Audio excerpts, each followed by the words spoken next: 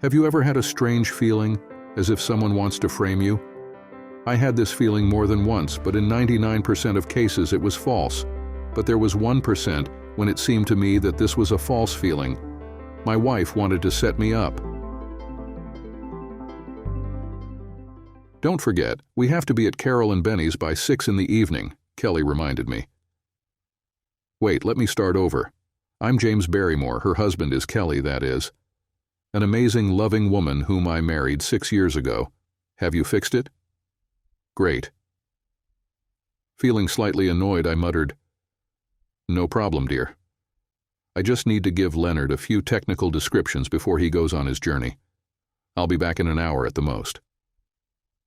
Kelly leaned against the bedroom doorjamb, her slender 5 feet 4 inches figure looking attractive in the doorway. Sorry to interrupt your focus, but Kelly actually has rich auburn hair, and for the life of me, I can't understand why she insists on dyeing it blonde. Sure, I like blonde hair on my women, but that doesn't mean I don't appreciate her natural color. That's what you always say, Jim. By the way, that's referring to my trip to Leonard to drop off those papers I mentioned, not her dyed hair. I'm starting to get ready now, and I need your promise that you won't get caught up in shop talk like you always do. Damn, she just distracted me from what I was focusing on, similar to how I interrupted you earlier. Kelly noticed my annoyed expression when she shortened my name. That was her way of showing her displeasure. What do you expect? I was lost in my daydreams. Talk about a mood killer. I don't know why we have to spend so much of our free time socializing with that group of misfits. Kelly raised an eyebrow and asked, "And what exactly is that supposed to mean?" I sighed but went on. You know, I don't have anything in common with any of the guys, and I feel like a target when I'm around their wives. At that last barbecue, Pam practically made it clear that all I had to do was give a nod, and she'd drag me off to our bedroom. And another thing, I didn't like how her husband was hogging all your time either. I could see a spark of anger flare up in her mischievous eyes at my summary of her friends, and her eyebrow arched even higher as she tensed up. I don't appreciate you calling our friends degenerates, Jim. I have no idea what's gotten into you. There she goes again with the Jim nonsense. To get back at me a little more, she added, "Was my sweet little husband jealous of Chad?" Maybe if you had accepted Pam's offer, you wouldn't feel so much like an outsider. I can't believe your ego wasn't flattered by her attention. I felt a cold shiver run through me. A little playful flirting is one thing, but outright, bold seduction is something else entirely. My frustration came through in my response. Are you seriously not concerned that one of your closest friends is hitting on me? Kelly must have realized she crossed a line because she quickly backtracked. No, baby. That's not what I mean, Jim. Pam is just really affectionate, that's all. I'm positive she didn't mean anything by it. Now hurry up, and besides, I know exactly how great I am. No other woman could ever compete with me. So come back on time for once. Have I mentioned that vanity is a female trait? It's like how we men have egos, but vanity takes more money and effort to maintain. Kelly gave me one last playful look. Play your cards right, and you might get lucky tonight. She ran her finger gently down my cheek before turning seductively and gliding into our bedroom. My pulse quickened as I watched her, those French-cut lace panties swaying before disappearing from view. This rephrasing keeps the original meaning while smoothing the language for better flow. I let out a sigh, grabbing my coat and briefcase as I walked out the door, adjusting myself while pulling my keys from my pocket. Damn, that woman really knows how to get under my skin. From the very start of our marriage, Kelly had chosen not to work, except for some volunteer charity work.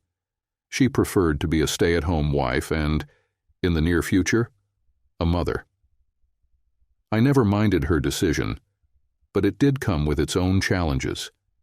It gave her a skewed perception of what it took to earn a living.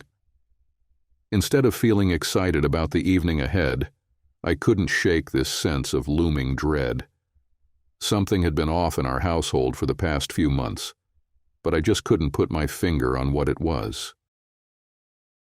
This particular get-together was at Caroline and Benjamin's house, and when we walked through to the backyard, I spotted a group of 4 couples huddled together in the gazebo. Maybe it was just my imagination, but they all seemed to have a conspiratorial vibe about them. Thankfully, there were at least another half dozen or so other couples and a few singles, so it looked like I'd have enough people to talk to without being stuck with what I privately referred to as the Kelly gang all night. Of course, it didn't surprise me one bit when Kelly led us straight to the gazebo. Typical. A chorus of greetings followed. Kel, Jimmy. Damn it, they just won't quit shortening my name, was my first thought, and the evening hadn't even properly begun. Nothing irritates me more than having my name butchered. Okay, I know what you're thinking. Wow, he's really uptight about his name. But think of it this way. Imagine you came to my place, and I asked what you'd like to drink, and you said coffee. What would you expect? You'd expect coffee, right? Well, not this bunch. They'd keep bringing you tea. If you like tea, that's fine. But if you're like me and absolutely loathe it, it feels like a slap in the face. Anyway, enough about that.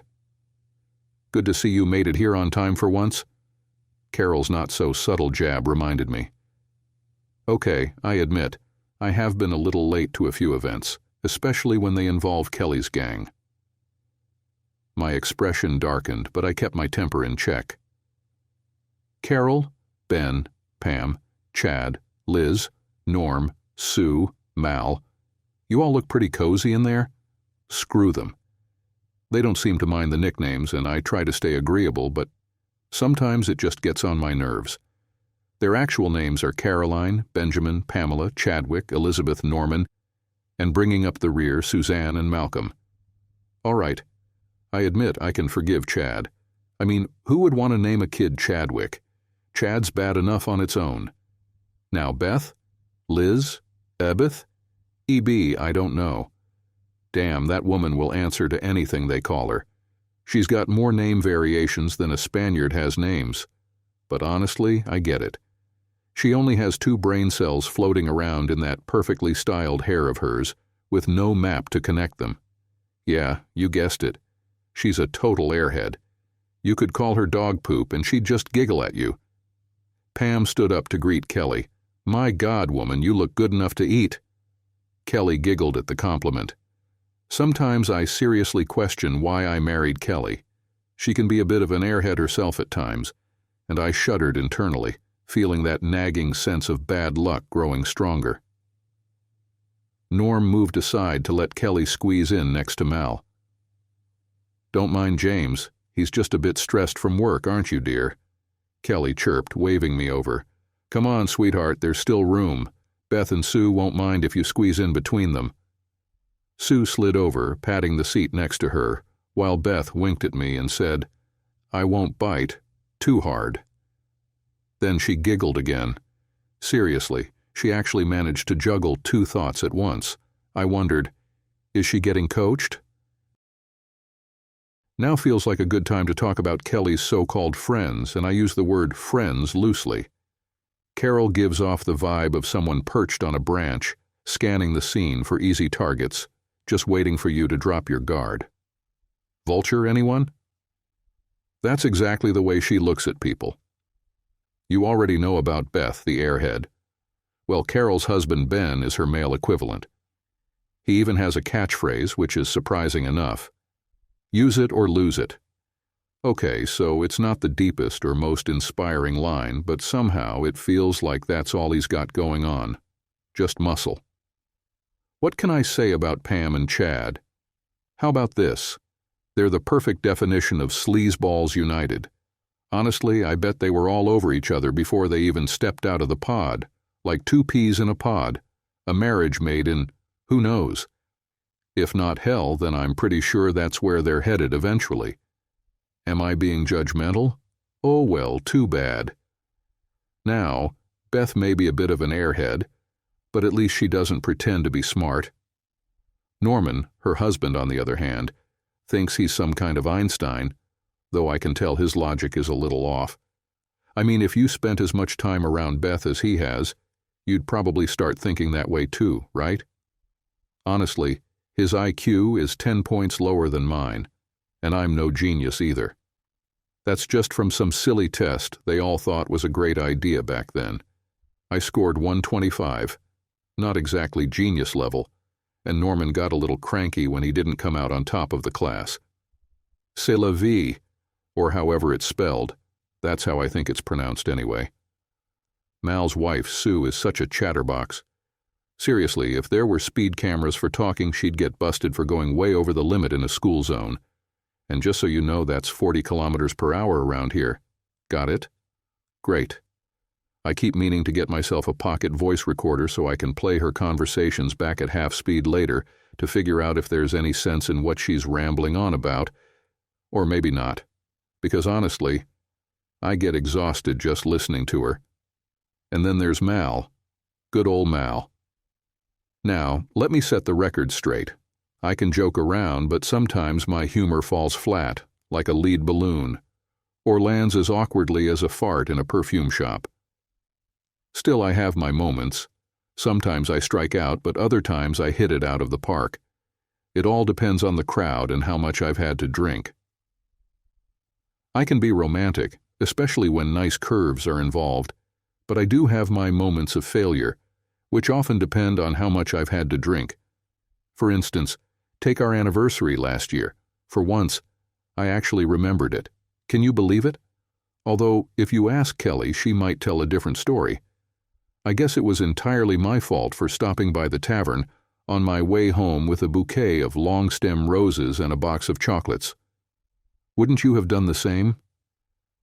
I felt good about remembering this significant milestone, the big 5th anniversary. Sure, I got a bit sidetracked. These things happen.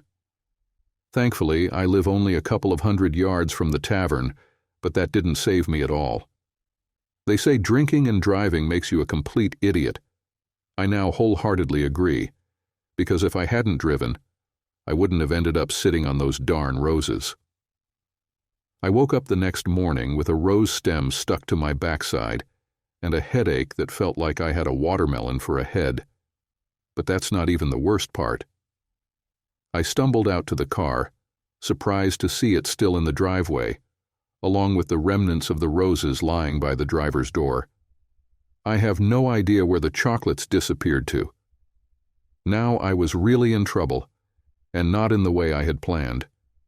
A bouquet of long stems without the lovely red blooms and no chocolates just doesn't have the same charm, does it? The last thing I recall is my friends patting me on the back, wishing me a happy anniversary, and the fact that I remembered it on the actual day, not a week later, wondering why I was in the doghouse. But I'm still in trouble, aren't I? Isn't it the thought that counts? Well, not for Kelly. She chose not to get it. It feels like I can't win no matter what. And don't go thinking I'm a drunk, because I'm not. I rarely get wasted, maybe once or twice a year. Most of the time I just have 1 or 2 mid-strength beers and I'm fine. It's just my timing that's a bit off. I can be serious and intellectual too, but that's best done when I'm completely sober. So you see, I can adapt when needed, depending on the vibe. Give me enough time to get into the right mindset. Are you following me? You get what I'm saying, right? But I'm not some kind of light switch. For heaven's sake, Norm's worse than a woman when it comes to changing his mind. So Mal, he's a whole different story. Good old Mal the chameleon. That's right, a damn chameleon. It doesn't matter who he's around, he takes on their personality. He blends into the background so well he turns into annoying white noise. If the group is mean, he's just as bad. But if they're nice, he can switch and become nice so fast it'll give you whiplash just watching him. Now you see why I want to stay as far away from this crowd as possible. But I'm getting off track. Where were we? Oh yeah, that's right. I was getting pulled into the lion's den. I raised my hand as the thought crossed my mind. I think I'll go grab some refreshments first. Chad raised his beer can, While you're at it, another one for me wouldn't hurt. Jimmy, my old buddy." I caught the tone of his voice and felt irritation rise. "Hold it together, James, my old pal. He's just trying to provoke you," I thought to myself. So I ignored him and asked, "Anyone else need a refill while I'm there?" "5 minutes, just 5 bloody minutes," I muttered under my breath as I made my way to the bar. That's all it took, and now I feel like strangling every one of those idiots. After bringing back the tray of drinks, I noticed Liz and Sue out of the corner of my eye. They were still giggling like schoolgirls on a first date, patting the seat, clearly inviting me to sit. Oh, by the way, I forgot to mention, these so-called women aren't teenagers. Nope, they're in their late 20s to early 30s, so you can probably understand why I think their giggling needs to be toned down. I placed the tray on the offered seat and picked up my drink. I just spotted Franklin over there. I think I'll go see how his ski boat is coming along. Good old Franklin, the lifesaver. No, seriously, he's a real lifesaver, patrolling the beaches and rescuing damsels in distress. Or is it that dress? All right, joke didn't land, got it. He should have it back in the water by now. Without waiting for anyone to protest, I turned to leave, but not before noticing Kelly's face, looking frustrated. "I'm here, my dear. You dragged the horse to water, but don't expect me to hang around with your crowd." I chuckled to myself. I love it when I win these little battles. Hey, don't judge me. You'd feel the same if you had my track record.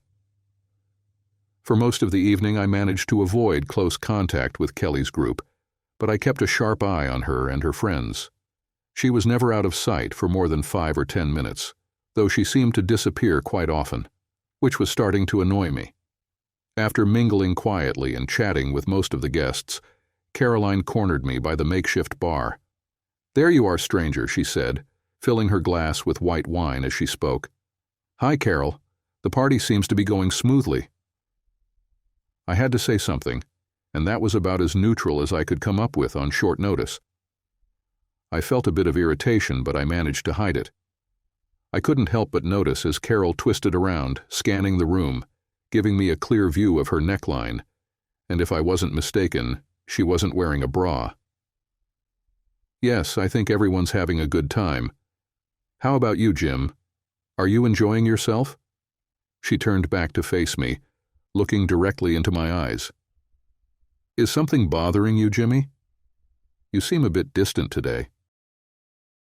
Have I mentioned how they keep messing up my name? I'm sure I have. I know I've brought it up with them more than once. None of those jerks seem to care about my preferences. I've just come to accept that they won't stop. I'm rambling, aren't I? Sorry. Kelly says I have a tendency to go off on tangents. Shut up. Back to the story. With a silent sigh, I replied, "No, not really, Carol." "Why do you ask?" Only to realize at the last second that my question was inviting a response I really wasn't interested in. Carol chewed her bottom lip for a second. "Oh, it's nothing really. EB just thought she might have said or done something to offend you when you arrived. She didn't mean anything by that comment about biting. That's a new one. If Beth is reinventing herself with new initials, I wonder if the tax people know they're dealing with multiple personalities when it comes to Elizabeth McIntyre. Come to think of it, does Norm feel like he's sleeping with a different woman every night? Maybe he's not as dumb as I thought. Nah, it doesn't matter how many women you think you're with. It's got to be exhausting, especially if they're all sharing the same 2 brain cells." I studied Carol's face to see if there was any hint of real concern. It didn't look like worry, more like indecision. It's hard to read someone who always looks perpetually hungry, like a vulture. "No, Carol, I'm fine. Tell Beth she doesn't need to worry." Her comment didn't bother me at all. I just feel a bit uneasy in cramped social settings. Franklin offered to take Kelly and me water skiing after he gets his boat up and running. I was just checking to see if he's finished fixing the motor. Carol's mood lifted significantly. Oh no. When will I ever learn to keep my mouth shut? So in that case, there's something I have to show you. I sighed as Carol took my hand and practically pulled me into the house. Benny and I went skiing with Frank and Ivy last summer. I have photos of us in the boat. Want to see them? I cursed myself, thinking, nice one, James. Your IQ just dropped below Beth's. But I still agreed to Carol's request. Sure, I'd love to see the boat pictures. Opening the photo album, Carol moved closer and, flipping through the pages, touched my arm with her shoulder. I tried my best to keep some distance, but it wasn't too obvious. But it didn't work out very well. From time to time, I peeked out the sliding glass door, hoping to catch Kelly's eye. She and the others weren't paying attention in that direction, too caught up in their animated conversation. Carol raised her hand from time to time to adjust the edge of her top, and I'd be lying if I said I wasn't looking at her. Okay, I get it. She's an attractive girl with an amazing figure. I can't blame myself for noticing this. Carol continued to make more comments about Ivy and her swimsuit than about the boat they were sitting on. Do you like what you see, Jimmy? We had a great weekend. Skiing, sunbathing, just relaxing. Maybe we can do something like this again when Frank launches his boat. That's when I finally backed off.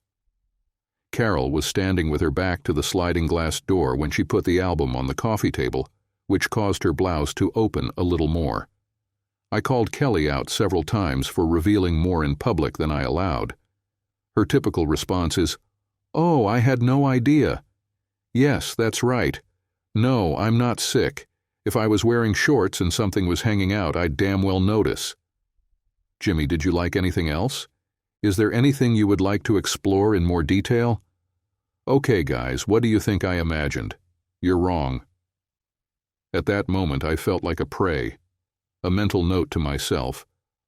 Apologize to every woman I've ever looked at like that. While it can be great if you're interested, it's downright scary. Almost scary when you're not going down that path. I found myself staring at Carol, and no matter how attractive it looked, I felt beads of sweat form on my forehead. I looked back at the door. Kelly and the others still weren't looking in that direction.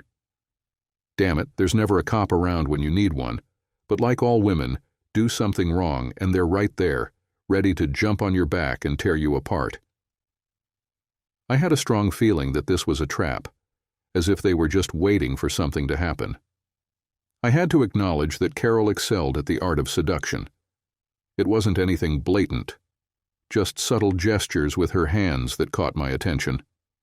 The perfume she wore was familiar to me. It was the same one Kelly often uses to drive me crazy. Now that was obvious. I couldn't help but wonder if she had borrowed it from Kelly for this exact reason. If it hadn't been for her last comment, I might have brushed off the flirtation and continued enjoying the event.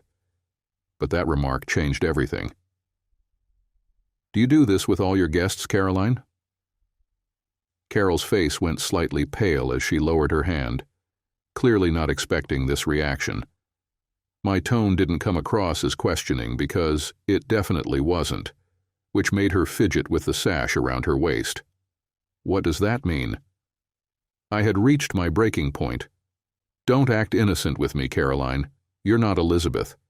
It seems that every time Kelly and I attend one of your little gatherings, I'm being pursued by one of you women.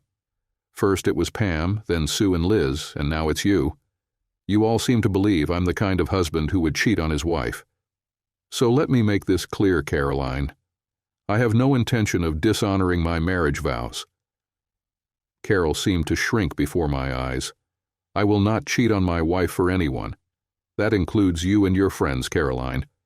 I don't know how you all interact, and frankly, I don't want to know. If you and the others truly loved your husbands, you wouldn't be trying to lure me into this charade, and you definitely wouldn't have done what you just did. My face reflected the disgust I felt, and I walked over to the sliding door, calling out to my wife, "Kelly, we're leaving. Now!" Kelly spun around from her conversation with Chad and Ben, looking shocked. "What? You're kidding, right? What's going on? It's still early, sweetie. Why do we have to leave already?" Carol quickly exited the house and approached Kelly, shrugging. I can read lips fairly well, and I saw Kelly ask, "What the hell happened?" To which Caroline simply shook her head and continued walking. Kelly entered the lounge, looking at me with expectation. "We're leaving, and I don't want any complaints from you about it," I growled. Kelly glanced back at the door with concern, then turned to me. "What on earth has gotten into you, James?" "What did you say to her? Carol looks like she's about to cry." "I seriously doubt that," I replied flatly. "I've had enough of these Stepford wives. As far as I'm concerned, your group of unfaithful friends is off limits. Now let's go. They make me sick." Kelly regained her composure and shot back, "James Barrymore, you take that back. They're good people and our friends. If you've upset Carol, you need to go back out there and apologize." I shot her a look that clearly said, "Who does she think she is?" And then sneered, "Friends don't hit on their friend's husband. Good people don't behave the way your so-called friends do. I'm leaving in 5 minutes. If you're not in the car by then, you can walk home, by yourself." Not that she has far to go. It's only about a mile. But with those heels, it feels like 10, and her feet are too sore to even think about taking them off. Kelly had never seen me this angry before. Don't get me wrong, I can get much angrier than I was at that moment, though she didn't know that. She attempted to smooth things over, saying, "Please, James, there must be some misunderstanding. I'm sure we can sort this out." I just glared at her, hearing her voice fade as I walked out the front door. "James, wait a minute. I need to grab my purse and shawl. Don't go anywhere." Kelly must have gone back to her group again. Jesus Christ. What happened to having a nice, quiet evening and then a loving night in the bedroom? I sat in the car, glancing at my watch, 2 minutes and 27 seconds and counting. The atmosphere in the car during the drive home was so chilly that icicles could have formed from the rearview mirror. Neither of us spoke. I was brooding with white knuckles, while Kelly glared out the window, lost in her thoughts. As soon as we stepped into the house, Kelly launched into a tirade. "Damn you, James. You embarrassed me tonight.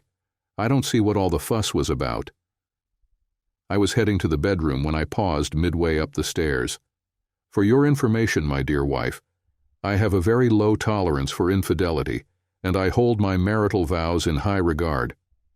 Carol and her friends have done everything they can to make me abandon my commitment to forsake all others." Frustration bubbled up, and I threw my arms up in disgust. "I'm done. I'm going to bed before I say something we'll both regret. Are you coming?" "I can hear your thoughts. Eternal optimist, right? It's a guy thing. Just because the party turned sour doesn't mean the rest of the evening had to follow suit." However, Kelly had other plans and was clearly upset, her mood now heavily soured. "If you're going to bed with that attitude, you can forget about getting lucky tonight or until you can behave, Jimmy boy." Okay, so maybe my optimism was a bit unrealistic. Have you ever seen a dog pursuing a female in heat? He keeps trying while she keeps snapping at him until she's ready. It's foolish. And I'd feel just as foolish if I weren't still annoyed at Kelly's friends for ruining my night. It's as if God is a woman. Who else would give one person all the appeal and zero drive while granting the opposite to another? Pretty poor design, if you ask me. What is it with women that they just don't seem to grasp the saying, "The one you miss out on is the one you'll never get"? It's a basic truth, for crying out loud. Think about it for a moment, and you'll have to agree. Maybe I should give you some background on my dear wife, Kelly. I met her about 7 years ago at the races, and after dating for a year we got married, much to the concern of both our families. You see, there had been 1 or 2 divorces on both sides. My father caught his first wife in bed with their neighbor, and she promptly took him to the cleaners. She got a good lawyer, and he got the short end of the stick. Kelly's mother, Marcy, has been married twice, But unlike my father's first wife, she wasn't the one fooling around. She got screwed over by both her husbands. The first drank and gambled away the family's money, then disappeared, leaving her working 3 jobs to pay off the debt. The second, with whom she had a son, ran off with his secretary, cleaned out their bank account, and never paid a dime in child support. A typical deadbeat dad, I guess. Kelly's dad is Conroy, husband number 3. You got to wonder, how much punishment can one person take? Reminds me of that stubborn dog. So, as you can see, they didn't really have much faith in love conquering all. It makes you wonder why they kept trying, though. What they did do was have us sign a prenuptial agreement, so if things went south for any reason, both parties would be protected. Neither of us wanted to think that way, though, since we were wrapped up in the bliss of love and romance. Everything was going smoothly until Kelly reconnected with her old group of friends, again. Apparently, these were her school buddies, at least the women were. That kind of made me feel like an outsider from the beginning. I went to school in WA, Western Australia, for those who don't know. I had a bit of a run-in with know-it-all Norman when he tried to tell me that everything's bigger in Texas, even bigger than Queensland. What an idiot, I asked him. Does Texas have a 2-mile-long coal train with just 2 engines at the front? There's one like that in Port Augusta, South Australia. I've seen some in Queensland with 2 engines at the front and 2 in the middle, spaced miles apart. I also told him that England could fit into Queensland 12 times when it comes to land area, and Queensland's only the 2nd largest state in Australia, with WA being the biggest. Kind of makes big old Texas look like nothing more than a suburban backyard. I won't bother getting into the whole fuss we had about the Germany versus Australia roads debate. They want 40 lanes on that damn Autobahn, in both directions.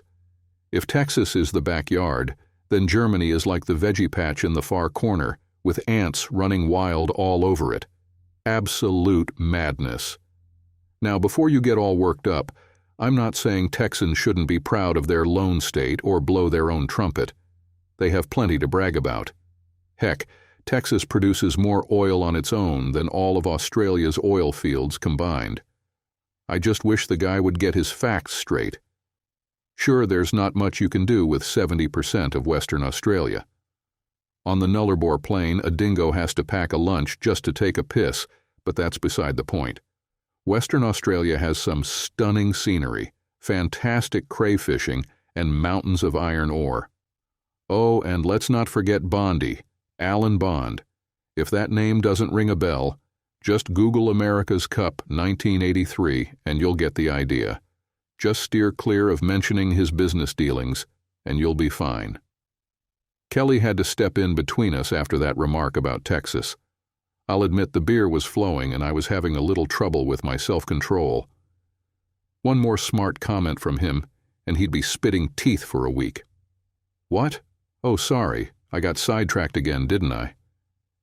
Well, he drives me crazy with his constant bragging. International tourist, my ass. Ask him anything about Australia, and all he can talk about is what his house looks like. The guy wouldn't even know which foot to put his shoes on if it weren't for the L and R he probably wrote on the soles. Where was I? Oh, right, Kelly. She and I were getting along like a house on fire until they showed up, and everything changed. Kelly gets really cranky when she doesn't get her way. Trust me, I've been on the receiving end of her sharp tongue more times than I can count, but that's not even her strongest weapon. No, sir. If her tongue is like a verbal switchblade that cuts deep, then intimacy is the atomic bomb, and she knows exactly how to use it like a master swordsman.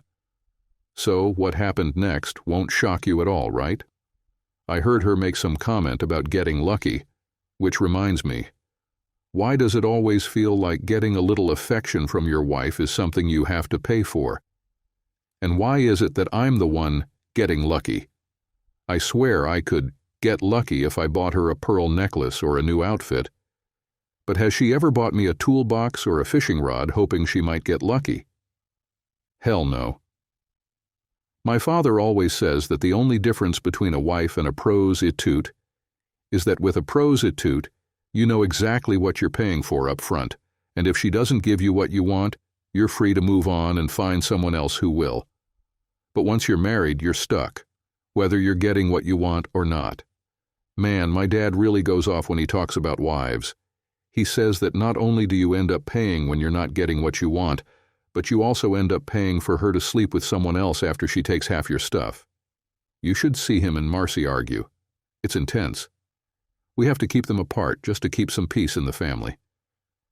One time I almost got into trouble when I asked him, "So why did you get married again?" I made a quick exit because I don't think he had a good answer for that one. Oops, I got off track again. Back to the story. I lost my train of thought. Oh, right, about getting lucky. Well, I didn't give any indication that I had been. From past experience, I knew that once Kelly got in one of her moods, it usually took days for her to cool off enough to talk rationally. "I'm tired, Kelly. If you want to come to bed, I'm not stopping you. But if you think I'm going to sleep in the spare room or on the couch just because you're upset, think again." With that, I headed upstairs. Kelly was already beyond irritated and heading straight for furious. I knew it was my fault, and I accepted responsibility for my last remark, but sometimes you just have to say, screw it. I noticed Kelly hesitate for a second, which gave me a bit of confidence. Not that I'd win the argument, but maybe I could at least settle for a tie. What? I'm not stupid. There's no real winning in this situation when you're arguing with a woman. "I'm not sleeping with an inconsiderate jerk like you," she snapped before storming up the stairs and into the bedroom. Damn, she can move fast when she wants to. She grabbed her nightgown and marched off to the spare room, slamming the door behind her. That actually surprised me, because I half expected her to slam our bedroom door in my face. See what I mean? I win the argument, but I lose a night of passion. I call that a draw. Don't go thinking that if you let the argument slide, you'll be able to fix things later. No way. I learned that lesson early in our marriage. I gave in during a fight, and all that happened was her gloating over her win while I just got frustrated because I knew exactly how she won. Then we'd dive right into round 2, and I'd lose again, whether by default or my own doing. I can't even tell you how it happened. I just know I lost both times. A lose-lose situation. So no, I don't back down from fights anymore.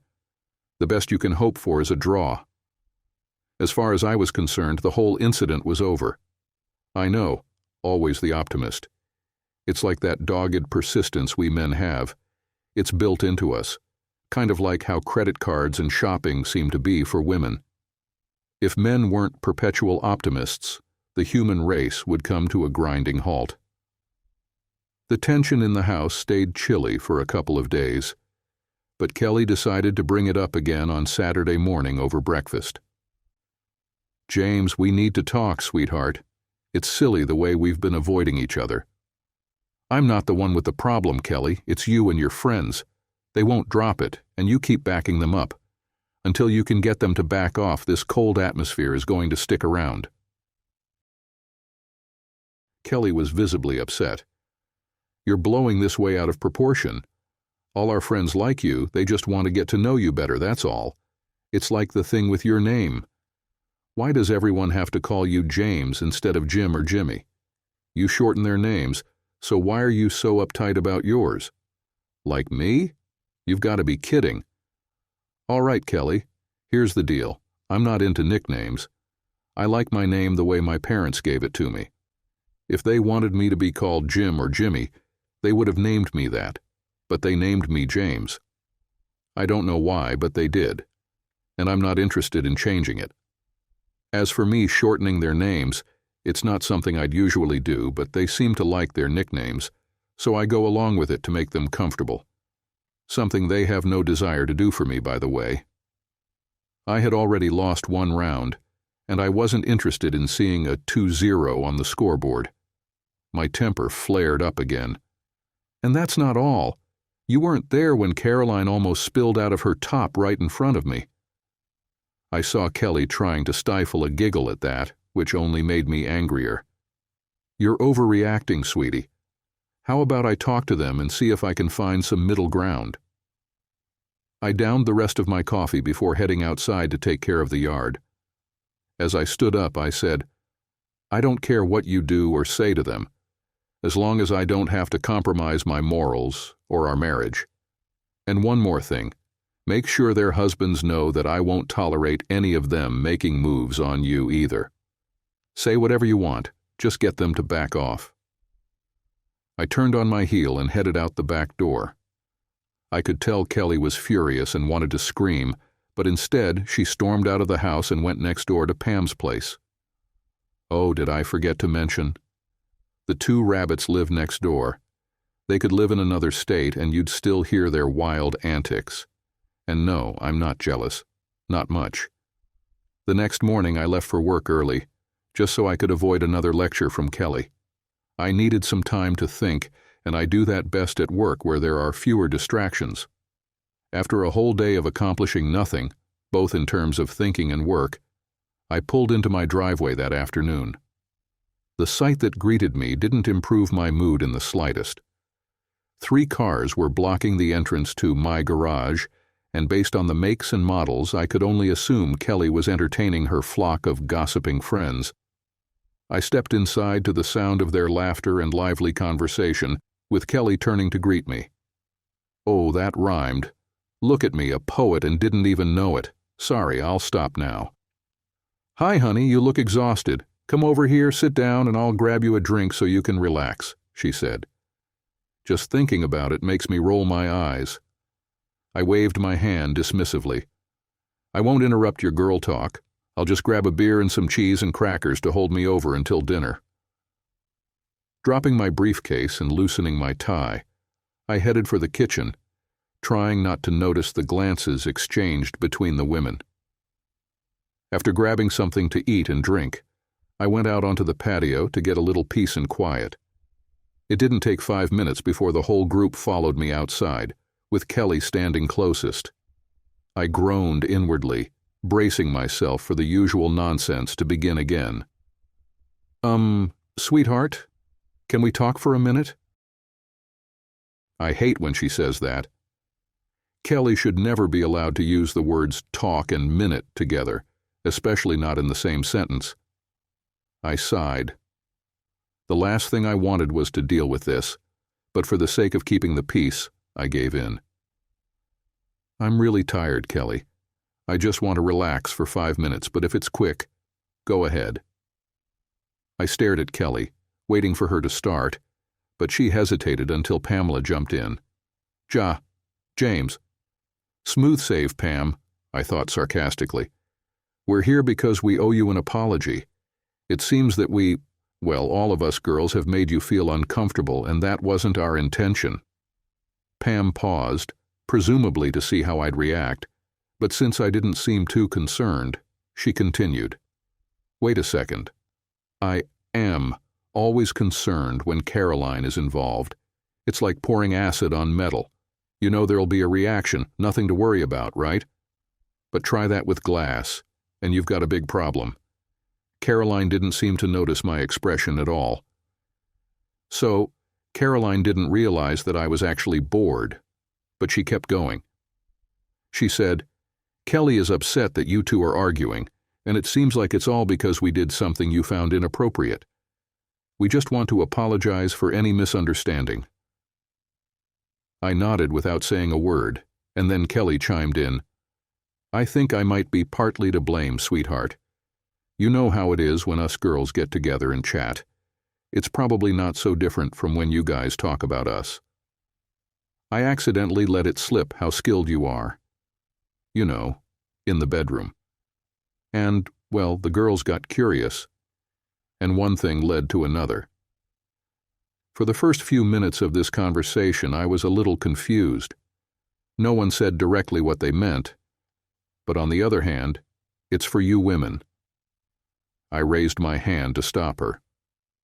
Wait a second, Kelly. Are you saying that you shared our private conversations with your friends? Are you seriously saying that you bragged about my supposed skills in bed?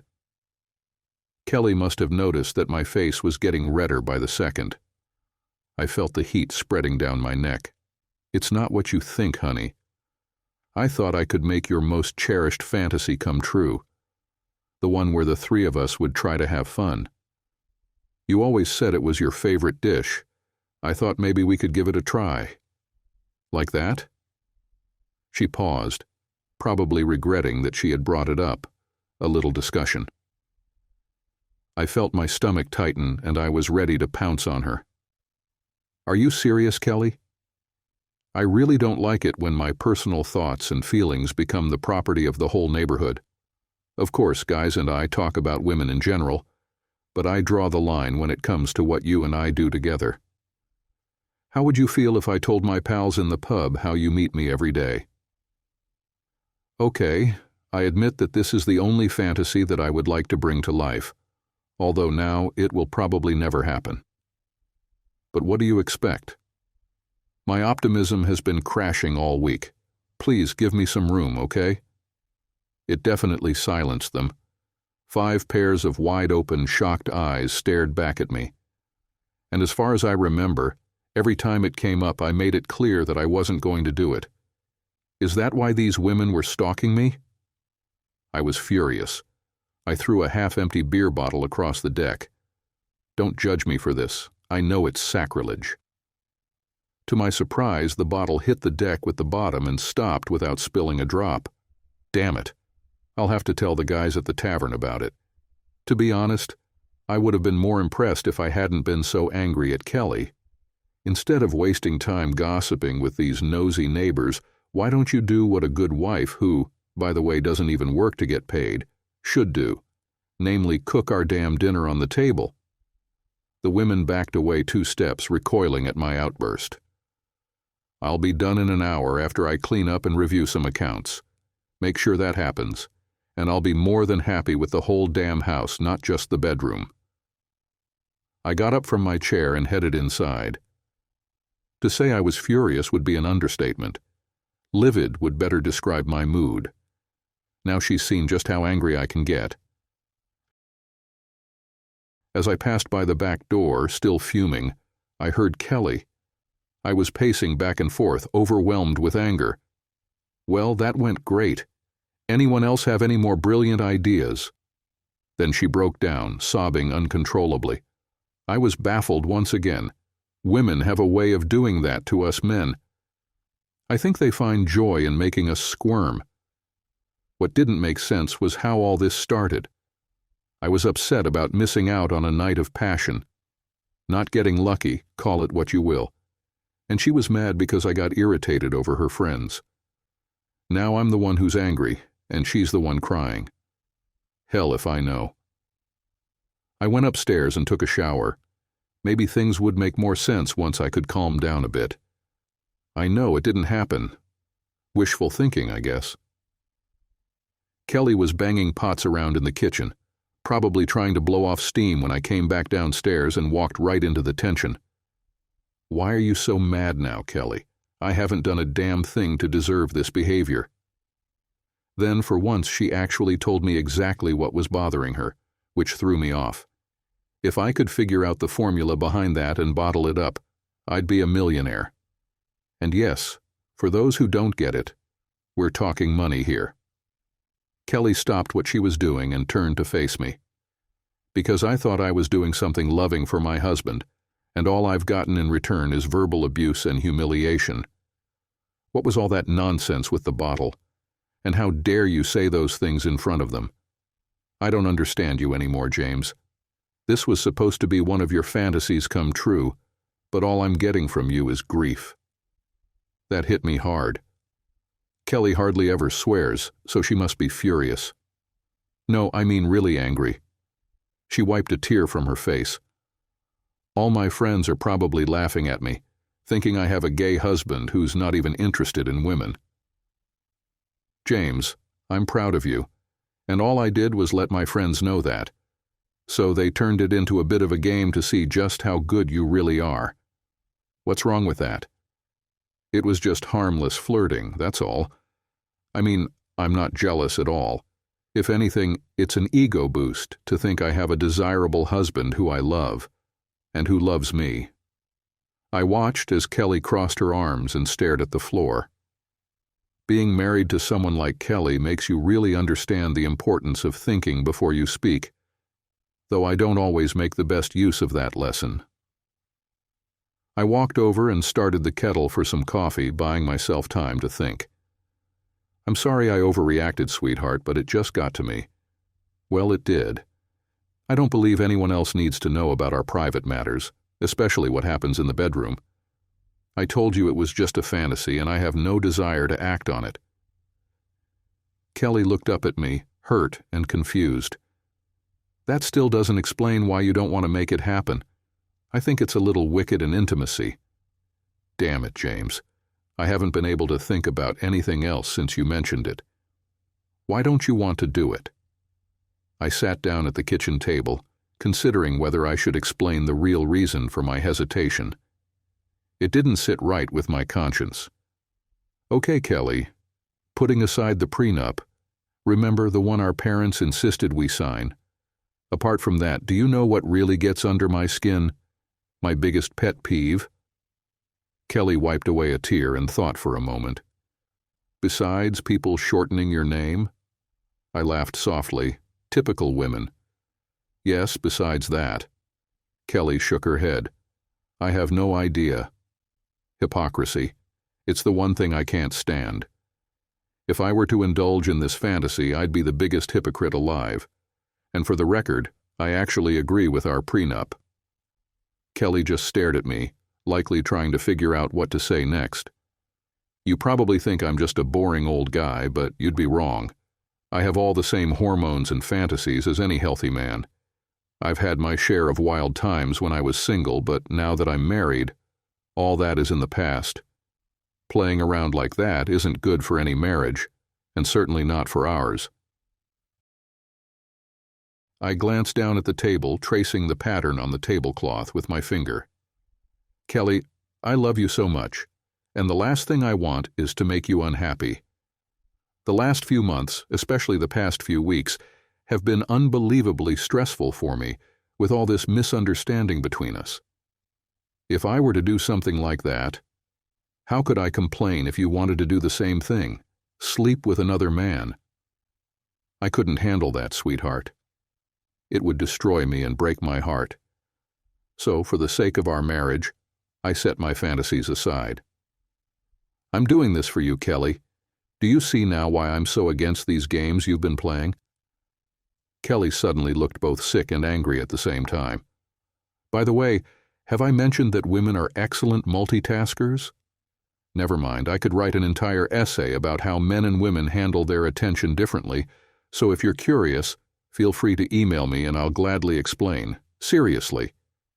Kelly took a couple of deep breaths, and from experience, I knew she was trying to control her temper. Mount Kelly was starting to rumble. So what you're saying is that it's not necessarily what's good for the goose is good for the gander. That's not what I'm saying, Kelly, and you know it. I'm saying some fantasies should just stay fantasies. Kelly's face hardened, and the veins on her neck started to bulge. The pressure was building under the surface. You talk about hating hypocrisy, yet you're practicing it in the same breath. Which is it, Jim? Are you saying you're allowed to have fantasies, but I can't? I lowered my head. We'd been down this road before. When Kelly gets into these moods, she doesn't really hear what I'm saying. She just focuses on what she thinks I'm saying. You're not listening, sweetheart. I never said you couldn't have a fantasy. What I'm saying is that some fantasies are best left untouched, like mine about having a threesome with another woman. It wouldn't be fair to you because I couldn't handle you doing the same. Kelly crossed her arms over her chest. Don't you think that's a little selfish? I glanced back at my furious wife and thought to myself, why is she pushing this so hard? Out loud I said, yes, Kelly, it would be selfish and hypocritical if, and this is the key, if I actually went through with it. I haven't, and I never will. So no, I don't think I'm selfish or hypocritical. But since we're on the topic, let me ask you this. Why are you so determined to make a big deal out of something so trivial? I saw Kelly go pale at my question. What's that supposed to mean? I could feel my temper rising again. Something was off about this conversation, and I didn't like where it was headed. It means, dear wife, I'm a damn chemical engineer. I know all about chain reactions.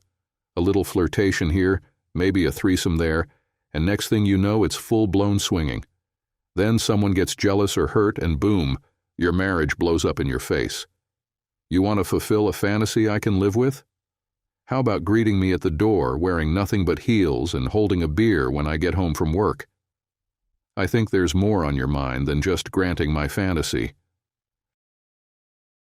Kelly's face went from pale to furious in seconds. Mount Kelly was about to erupt, and it almost made me wonder if she'd done more than just talk to these so-called friends of hers. Her features hardened as she swallowed her pride. Okay, James, I admit it. You're right. I had something else in mind. I thought if you got to live out your fantasy, maybe down the line I'd get to indulge in mine. I have fantasies too, you know. But now it seems you're not as generous as I am. Selfish, that's the word. Get your own damn dinner.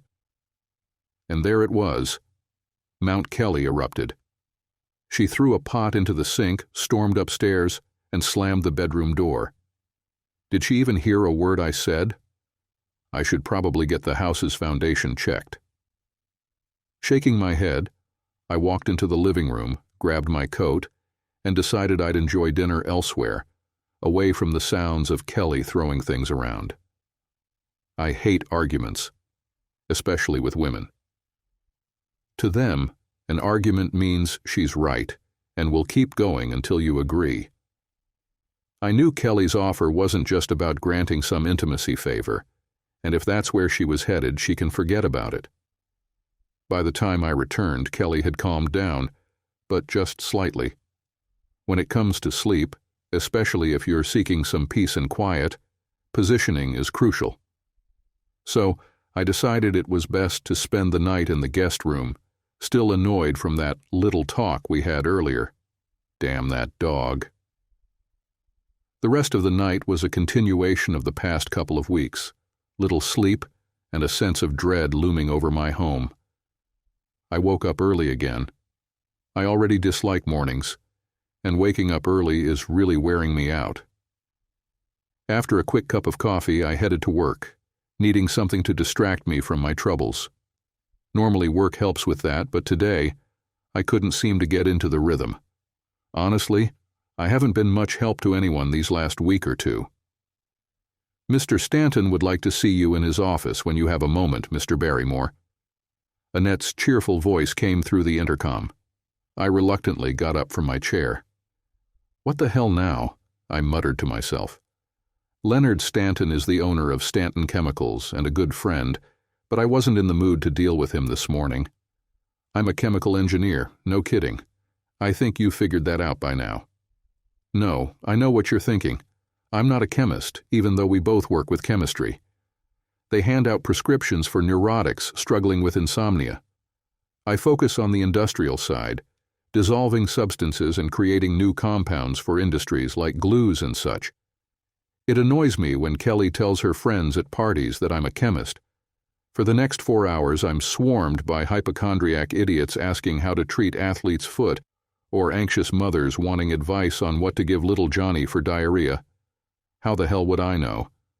I could probably create a compound that would dissolve your feet or glue Johnny's backside shut. But if that's not what you want, then go see a damn chemist, for crying out loud. To be honest, my interest in chemistry started when my dad gifted me a junior chemistry set for my 9th birthday, which led to me blowing up his tool shed twice and nearly burning it down once. I got in trouble for that every single time until I finally managed to get my act together. I mean, how is a 10-year-old supposed to know that mixing glycerin with potassium permanganate results in an exothermic reaction? A what? I can hear you asking. Yeah, that was my reaction at the time. That stuff ignites, literally bursts into flames, and then you find yourself in all kinds of trouble with my dad, especially when that ignition happens on a plastic table and the burning molten plastic drips into a pan of old engine oil. I knew I was really in trouble then, and believe it or not, that was one of my less significant mishaps. Now, where was I? Oh, right, I was being called into the boss's office. And no, you're mistaken. I haven't blown up any labs. Yet. Go right in, Mr. Barrymore, he's expecting you. I attempted to smile, but it was devoid of joy and merely for show. Thanks, Tracy. Leonard watched me as I entered his office. Don't just stand there making the place look messy, James. Have a seat and tell me who swiped your lollipop. Leonard and I have been friends for over a decade, ever since he brought me into the business right out of university. What makes you think I'm in a bad mood, Leonard? He chuckled as he replied, For one, you skipped your mandatory midget joke for the day. Leonard is like a clone of Danny DeVito, complete with a goatee and a bit more hair. I've joked many times that if things ever got tough for him, he could easily work as a body double. Leonard just claims I'm jealous because he has a legitimate reason to look at a woman's chest while still trying to maintain eye contact. James, everyone around here is giving you a wide berth. What's going on, son? You've been acting like this for a couple of days now. Do you even realize how hard it is to remove those biohazard stickers? You've upset someone, probably more than one person, and some joker slapped one on your lab door before you even got here this morning. Damn, I must be in bad shape. I didn't even notice any marks on my door. Leonard and I had always teased each other in good fun. He knew not to shorten my name, and I avoided bringing up his 2 ex-wives. Other than those off-limits topics, everything was fair game. I've been having a bit of a rough time with Kelly lately. Nothing serious, just something that's not clicking. It's fine. I'll figure it out. Figure it out? Forget that. I don't have to tell you that you're the only thing keeping me from the streets. Between you and my 2 ex-wives, you practically own a majority stake in my company. What happens to you affects me, son. I'm not going to pretend I'm here for purely selfless reasons, because I've got a vested interest in your happiness. So what's really bothering you? When it comes to troublesome wives, you're talking to an expert here. When Leonard brought me into the company, my first request was for stock options instead of salary increases, so I could retain control over any patents I might develop. Leonard agreed, as he was just starting out, and the idea of not having to increase payroll appealed to him at the time. What he hadn't anticipated was that 2 ex-wives would walk away with half of everything he owned, leaving me as a major shareholder. However, he later saw this as one of his smarter deals. After his first wife took half, I ended up with nearly equal shares with Leonard and her. Then, when his second wife left with half of his remaining assets, I became the one with the deciding vote. Between my shares and Leonard's, we could just barely block any decisions those 2 vultures tried to make regarding his business. I shared all my concerns and everything that had happened lately, saying, I never understood why you got involved with either of your wives. From the beginning with both, I thought I saw that gleam of greed in their eyes when they looked at you. Leonard sat there watching me closely. I had never discussed this topic with him before, and he was likely feeling remorseful, hesitant to talk about his failed marriages. Yeah, well, what can I say? Walk a mile in my shoes, son. It's damn hard to see the person behind the chest, especially when it's constantly in your face. Leonard chuckled, but then his tone turned serious. So do you think she's cheating on you? That's the problem, Leonard. I don't know. There's nothing concrete to point to, no solid evidence, no photos, confessions, or even witnesses. She's not staying out late. I don't know what she does during the day, but every time I've called the house phone, she's answered. But that doesn't prove a thing. It's just this feeling I have, and now, with this ridiculous argument we're in, it's only making my doubts worse. It's terrifying me. If I knew for sure one way or the other, I could do something about it. All I've got are half-baked suspicions and half-answered questions. So, hire someone to check on her, and her friends too. I can give you a list of private investigators who will do a thorough job at a reasonable rate. I don't want to make things worse, but from bitter experience, procrastination in these situations never pays off, son. I couldn't help but wonder if Leonard had been talking to my father. This felt like one more strange piece of advice in the whole mess. Oil fires and water, those don't mix well. And hey, I was 10, okay? I looked at Leonard with a growing sense of sadness. He was saying exactly what I'd been thinking, and those thoughts can kill a marriage faster than anything. Don't you think that's a bit extreme right now? Leonard's eyes dropped to the small, clear box on his table, which held 2 wedding bands encased in resin. I get why you're hesitant, James. You love her and don't want to judge her unfairly, but at its worst, it's called denial, mate. Dress it up however you want. It still looks the same. I know I'm not the best person to give advice on this, but you've got to act fast before it's too late. Ever thought about going for shock value?